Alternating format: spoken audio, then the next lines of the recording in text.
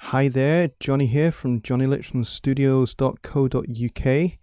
Sorry folks that it's been so long since I've done a video. It's been a wee while, it's been a couple of months. The last video I did was a little promotional video for my EP Belonging to Tomorrow, which came out in June. And everything has gone really, really well with that. But I realise I've been so very busy with lots of other things that I haven't done a video for a while. And during the course of the time, I've been asked quite a few times about how I go about approaching a mix and how I route and organize everything and just basically my mix methodology. So I thought it's about time I actually did that video because I've been promising it for a while to a few people. So here it is. So how I approach a mix. Well, I pretty much do something called backwards mixing. Some people call it top-down mixing. Essentially, it's the same kind of thing.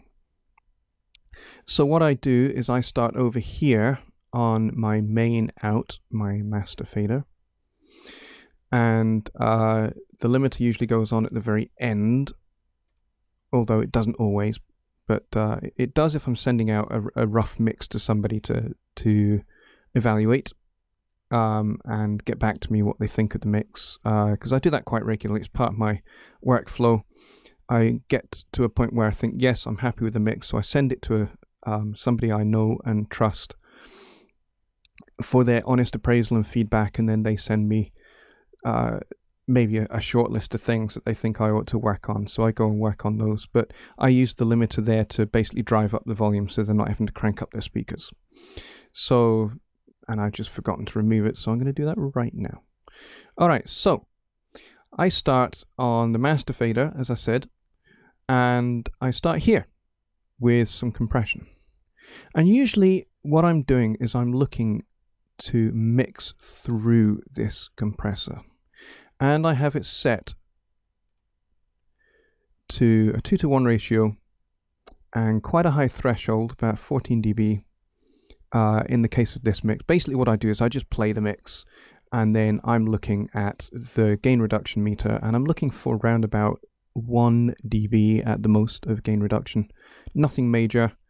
And that's pretty much how I start. I start with kind of gluing the mix together at the start because I like that kind of sound. So as I just play the track just now, just watch this gain reduction meter and I'm looking for about 1 dB or so.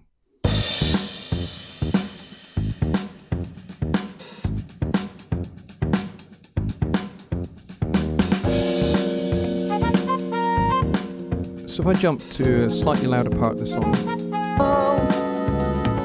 Counting the days till the little man comes, counting the flames as the night sky hums, counting the times the ground above me shakes, counting for sanity's sake.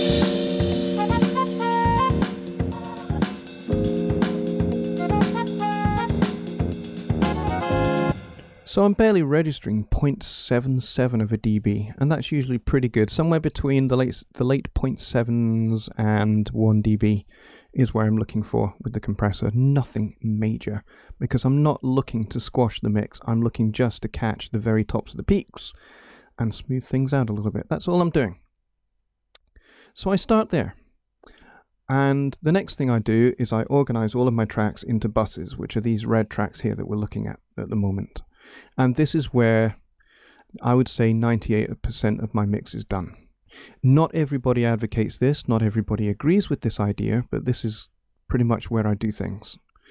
So I organize all my tracks into buses. I have a lead vocal bus, a backing vocal bus, horns bus, if I've got any horns in the song like I have in this case, keyboards, solo guitar, which I kind of have separate from my main guitar bus here, a bass bus. Now, even though the bass is just one instrument on its own, I still like to have a bus for it. And that for me is just all about just consistency. Not everybody does that.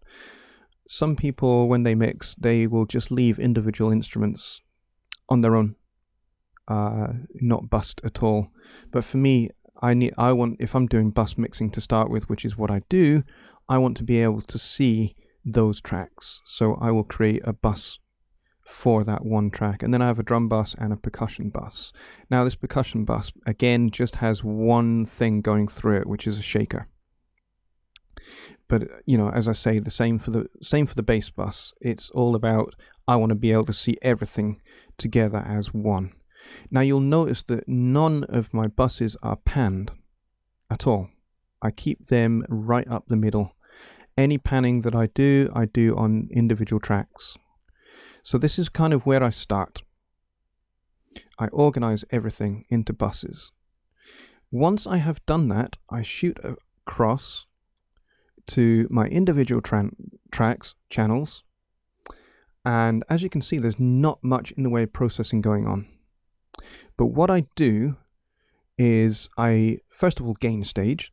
Very important to gain stage and have everything leveled on a level gain platform. So what I aim for is for minus 18 dB RMS. So average volume, not peak volume, average volume of minus 18 dB. And I have my faders set at 0 dB when I'm gain staging. Once I have done that and I have all channels perfectly gain staged to round about that point, and it doesn't have to be exact, it has to be near to, as close to as I can get it. I then pull all of my faders down to 0.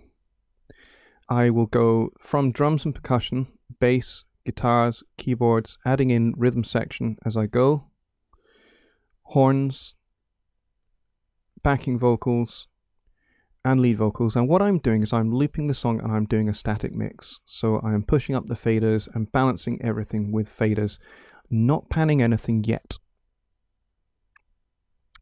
Once I have a nice balance just with the faders, the next thing I do is I then go about panning things about. Mostly left, right, center LCR panning. I'll just slam everything out, hard left, hard right, or up the middle. And I will nuance the panning later. This is a finished mix, so you'll see that there are some things not exactly far left and far right. So once I've done that, and I've got the balancing nice, I've got a nice stereo spectrum, I've got a nice balance with just the panning and the faders, the next thing I do is I go down here, to this spot here, to this little button here. This is the mono button. And I hit that, and everything is summed to mono, which makes the panning inoperative. But that's okay, because now I go back across here to my buses, and this is where the majority of my mix is done. So I will then go to EQ and compression, again working from percussion on through until I get to lead vocal. I pull the volumes of my buses down and I work progressively across, EQing, compressing as I go until I get to the lead vocal and the backing vocals, which I do last. So backing vocals will be the penultimate thing I do, and then the lead vocal will be the final thing I do. So all of this is done in mono, and I'm aiming to use EQ and compression to get clear separation between the tracks, between all of the audio, but also depth of field as well. So I'm using compression not just to tame the peaks and to contain the dynamic range. Yes, I am doing that with compression, but the other thing I'm seeking to achieve with compression is having certain things up front and certain things further back, and I'm using the attack and release on the compressor to achieve those. So for example, if I go to the compressor on my lead vocal here, you can see I've got a very fast attack and a very fast release. This is just how I like to do it with a lead vocal. So fast attack, fast release. And there are other instruments which I don't want to be quite so up front, so I will play about with the attack and release until I have them parked exactly where I want in terms of depth of field. So that's what I am aiming to achieve with compression and EQ. And once I have my mix sounding really, really good, and I'm starting to nod my head or tap my feet or do a little dance with the limited dancing talent I have in my chair, because chair dancing is about as good as I get, the next thing I move on to is reverb and delay. I don't use a lot. I like to keep the ambient effects felt and perceived rather than heard. Basically, I use them to give a sense of space and a sense of depth and breadth, I suppose. So for vocals, particularly lead vocals, I will route those, not the buses. I don't route the buses. You can see there are no sends from my buses. I route the individual tracks over here. I do sends to my delay and reverbs. So the only things really going through the delay and the reverb are the backing vocals and the vocals. And that is pretty much it. The shaker's getting a little bit of reverb. And that's for this song, that's pretty much it. Because this song in particular, I wanted to be quite dry for a very good reason. Because the song itself is a very tense song. It's Counting the Days, which is from my EP, Belonging to Tomorrow. And it features a particularly abrupt, arrhythmic little figure that goes all the way through the song. And then the lyrics are all to do with the tension of being in combat. So I wanted everything to be really quite dry. So I did not use very much in the way of reverb or delay on this particular song. But what I do with my reverb and delay, once I've got everything sent to them as I like, what I do is I EQ the reverb and the delay.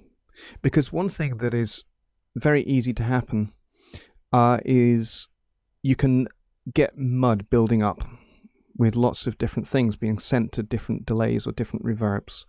And so what I like to do is clear some of that out using, pretty simply, a high-pass filter. And I'll pull that up to wherever I need it to clear out some of that mud. And again, I'm using my ears to adjudicate this. I'll be listening to the whole song and listening to what the delay bus sounds like, and rolling this high-pass filter back until I've cleared out some of that low-end rumble and the delay sounds nice and clear. And I do the same with the reverb. Similar high-pass filter, nothing else. I'm not really doing anything else. This song particularly didn't need it. This song was really about minimalism to get across the tension that is in the lyrics. So that's why there's not a whole lot of processing going on. Really, all I have done is EQ and compression. And a little bit of delay on the lead vocal. If I just solo the lead vocal, you can hear just how I have the delay kind of not really very present. Oh, counting the days till the little man comes, counting the flames as the night sky hums. Alright, so there's not a whole lot going on there. If I solo my my backing vocals here, then you'll be able to hear the reverbs. Counting the flames, counting the times, counting the days, counting the flames. So again, the reverb is really quite buried. And particularly when it comes to the whole context of the mix. Counting the days till the little man comes, counting the flames as the night sky hums, counting the times the ground above me shakes, counting for sanity's sake. So, not a lot going on with reverb and delay that you can hear, but the idea is that you can feel it. So that is how I go about organizing my mixes. This is pretty much a standard procedure for me. Organizing everything into buses, processing everything from right to left, just with faders and panning, no EQ or compression. I come on to that after that, and doing things like the vocal and the lead vocal last. And there's a reason why I do the vocal and the lead vocal and backing vocals last. There's a theory that what you mix last, you'll mix loudest, because you want it to sit on top of the rest of your mix. So that's why I do that. Other songs might have a different feature. So it might be a case of I have the lead vocal. Obviously, the lead vocal is going to have the feature because it's what communicates the lyrics of the song. But let's say I have something playing an obligato, like an alto saxophone or a flute or something like that. Then I would leave that obligato instrument and the vocal to last, so that I can make sure that both of those instruments are the last thing I mix, so that they sit nice and on top and up front in the mix. So there you have it, my mixing methodology, and it does mean that there are a number of benefits. The first big benefit is CPU. Because I'm not doing very much in the way of processing on individual channels, and I'm doing it all on the bus side of things, then my CPU is kept nice and low, which means I'm not going to encounter any problems with crackling or popping because I'm maxing that out. But also, I'm just doing a lot less processing of the audio altogether, which to me is a good thing, because it means that what I end up with is a much more natural sounding mix. And as far as I'm concerned, that is the goal that I want to achieve. Now, there are lots of mix engineers out there, and some may even be watching this video, who are probably screaming no at me. No, you don't do things like that. No, don't do it like that. But this is just how I do it. There are lots of other different ways. As far as I'm concerned, so long as you're cranking out something that sounds fantastic, that's all that counts. How you go about that, how you get there, is a matter for conjecture. And on that point, I shall end the video there. Thanks very much for watching. Please, if you have not done so already, please like this video. It helps me out a lot if you do that. Subscribe to my channel. By doing so, you will know when the next video comes out, because I'll send you an email notifying you that a video is up, and you'll be able to go check it out and be among those first to view it, which is very cool. The other thing is that I know who all of my subscribers are at the moment, because I don't have loads. But it is a gradually growing community, which is fantastic, and I would like to be able to do something that is just for my YouTube subscribers, which I'm planning about at the moment. So yeah, please do that. Please also head out to www.jonnylipshamstudios.co.uk. That is my website there, and you can see all of the services: mixing, mastering, recording, session musician services that I offer and provide. Should you be interested in those, go ahead and drop me an email. If you have any questions or any comments you want to make on this video or any of my other videos, please do so. Please drop a comment below. That would be fantastic, and we can start a discussion. So with that, thanks very much for watching, and I will see you on the next video.